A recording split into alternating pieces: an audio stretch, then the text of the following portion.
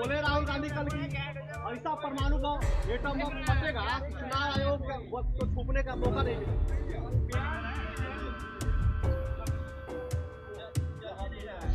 राहुल गांधी जी की दुकान से लाया गया है और कल राहुल गांधी ने जो बयान दिया है, जो लोकतंत्र को छन छन करने वाली, छन विछन करने वाली अशोभनीय और अलोकतांत्रिक बयान जो दिया है। राहुल गांधी बम और गोली का बात नहीं कर सकते हैं। ये बिहार भूत की धरती है जहाँ शांति के संदेश पूरे देश और दुनिया में जाती है। बम तो लेके आए थे पर फूटा नहीं। अब वो कैसा बम बिहार को दिखाना चाह रहे हैं, हमको लगता है कि वो आतंक का राज दिखाना चाहते हैं, पर उनका बम तो काम नहीं किया। वोटर अधिकार यात्रा का अंतिम पड़ाव पटना में था। राहुल गांधी का एक बयान चर्चा का विषय बना हुआ है। उन्होंने कहा है कि एटम बम के बाद अब हाइड्रोजन बम फोड़ेंगे, बीजेपी वालों तैयार हो जाओ। जेडीयू के नेता हैं, वो अब पटाखे फोड़ रहे हैं, उनसे बातचीत करते हैं। हाइड्रोजन बम के लिए आप लोग तैयार हैं? अरे देख रहे हैं ना, फूस बम है ये, राहुल गांधी जी की दुकान से लाया गया है और कल राहुल गांधी ने जो बयान दिया है, जो लोकतंत्र को छन छन करने वाली, छन विछन करने वाली अशोभनीय और अलोकतांत्रिक बयान जो दिया है, ये वो फ्रस्ट्रेशन में दे रहे हैं कि पहले वो जो बोल रहे थे कि एसआईआर के तहत जो भी फिर से संशोधन करके वोटर लिस्ट बनाया गया है, उसमें बहुत सारे लोगों का छूट गया है नाम, या कट गया है, या जो माइग्रेट हुए उनका छूट गया है और उनको कोई स्पष्ट, उनको कोई निर्णायक और कोई स्पष्ट उनको कोई प्रूफ मिला नहीं। तो फ्रस्ट्रेशन में वो अनर्गल बयान दे रहे हैं।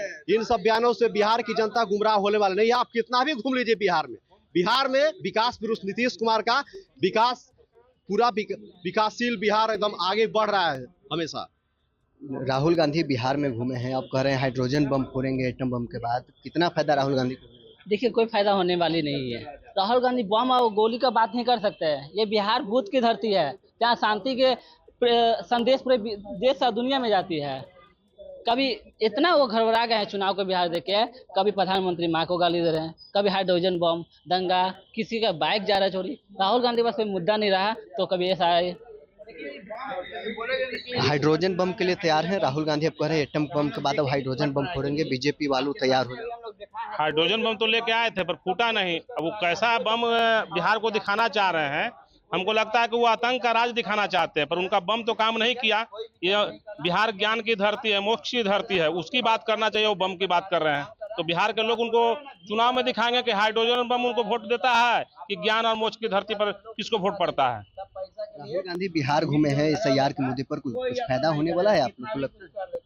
कोई काम उनको बचा नहीं है। तो देखे कि बिहार में तो बाढ़ आपदा इस समय जा नहीं रहे हैं, तो कम से कम रोड शो करके अपना कम से कम कुछ चेहरा चमका ले, उसी के लिए घूम रहे हैं एसआईआर के मुद्दे पर। राहुल गांधी को कुछ फायदा होने वाला है एसआईआर? कुछ फायदा होने वाला नहीं है। बम की तरह है, जैसे बम फुस हो गया उसी तरह वो भी फुस हो जाएंगे। कुछ फायदा नहीं होगा।